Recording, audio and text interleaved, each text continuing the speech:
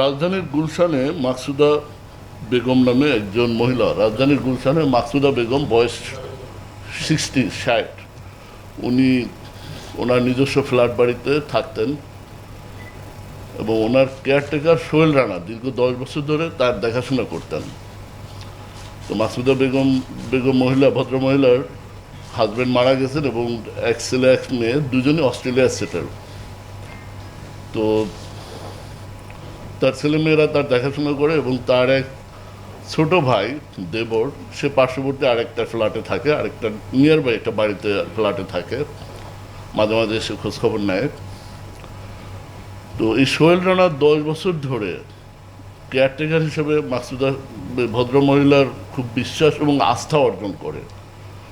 তো হঠাৎ করে বন্ধুবান্ধবের দুষ্টবুদ্ধিতে সে এই ভদ্রমহিলাকে অপহরণের পরিকল্পনা করে। সে তাকে একটা মিথ্যে গল্প বলে যে তারা কয়েকজন মিলে একটা গুলশানে একটা ফ্ল্যাট কিনেছে, এই ফ্ল্যাটটা তাকে দেখাতে চায়। তো ভদ্রমহিলা যেহেতু বিশ্বস্ত কেয়ারটেকার, 10 বছরের বিশ্বস্ত, তাদের কথায় রাজি হয়ে ফ্ল্যাট দেখার জন্য বাসা থেকে বের হয়। তো বের হওয়া মাত্র এই অপহরণকারী সোহেল রানা এই ভদ্রমহিলাকে কেরানীগঞ্জের ওয়াশপুরে কোনো একটা বাড়িতে নিয়ে আটকে রাখে, 2 দিন আটকে রাখে এবং তার কাছ থেকে 10 লক্ষ টাকা, তার নিজের ভদ্রমহিলার ব্যাংক অ্যাকাউন্টের চেক সই করে 10 লক্ষ টাকা তুলে নেয়।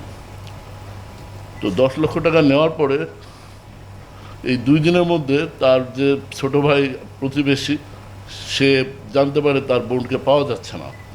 তখন ছোট ভাই গুলশান থানায় একটা জিডি করে এবং সে আমাদের RAB 2 আমাদের কাছে আইনগত সাহায্যের জন্য আবেদন করে, আমাদের সাহায্য চায়। তো আমরা তখন এটাকে গুরুত্ব দিই, আমরা অনুসন্ধান শুরু করি, গোয়েন্দা নজরদারি বৃদ্ধি করি। এক পর্যায়ে আমরা এই অপহরণকারী সোহেল রানার অবস্থান এবং ভিক্টিমের অবস্থান শনাক্ত করে আমরা ওয়াশপুরের ওই বাসায় রেড দিই। বাট কোনো কারণে ওরা টের পেয়ে যায়, ওই সোহেল রানা এটা টের পেয়ে ভদ্রমহিলা সহ বাসা থেকে বের হয়ে যায়। আমরা গিয়ে জাস্ট 10 মিনিট আগে দেখি তারা বের হয়ে গেছে। আমরা এরপর অনুসরণ করতে থাকি, অনুসরণ করতে করতে গুলশান 1-এর 23 নম্বর সড়কে তাদের বাসা থেকে আধা কিলো দূরে মহিলাকে রেখে সোহেল রানা এবং তার সহযোগী অপহরণকারীরা পালিয়ে যায়। আমরা ভদ্রমহিলাকে উদ্ধার করে তার বাসায় সসম্মানে পৌঁছে দিই এবং তার ভাই ওই দিনই অপহরণের মামলা করেন এবং অপহরণ এবং নারী শিশু নির্যাতনের অপহরণের মামলা করেন, গুলশান থানায় মামলা করেন। এই মামলার প্রেক্ষিতে আমরা এই অপহরণকারীদের ধরার জন্য আমরা চেষ্টা করি, গোয়েন্দা আভিযানিক কার্যক্রম পরিচালনা করি। আমরা নরসিংদী থেকে এই সোহেল রানাকে আমরা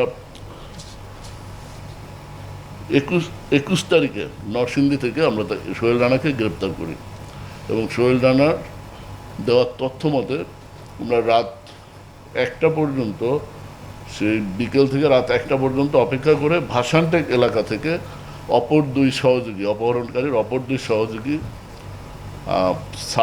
সারোয়ার হলো সোহেল রানার ভাইরা ভাই, আর আশরাফুল ইসলাম সারোয়ারের বন্ধু, এই 2জন অপহরণকারীকেও গ্রেপ্তার করি। অর্থাৎ টোটাল 3জন অপহরণকারীকে আমরা গ্রেপ্তার করি।